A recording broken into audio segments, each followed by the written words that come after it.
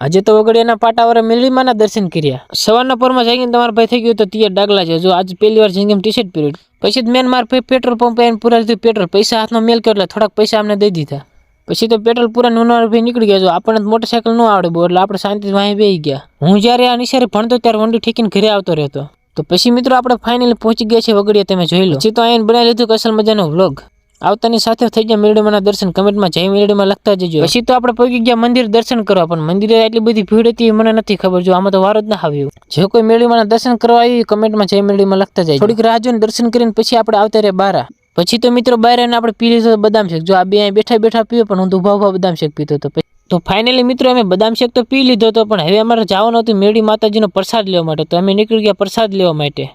અને મિત્રો જો અમે પ્રસાદ લેવા માટે આવતા રહ્યા ને અહીંયા પણ ઘણી બધી ભીડ જોવા મળે, તમે જોઈ શકો છો। તો મિત્રો તમારે આપણો આજનો ફૂલ વ્લોગ જોયો તો આપણે આ ચેનલ ઉપર આવી ગયું છે, તો જાઓ જોતા હો ને આપણી ચેનલ સબસ્ક્રાઈબ કરતા આવજો। બાકી હવે મળશું આપણે કાલે આપણા નવા વ્લોગમાં।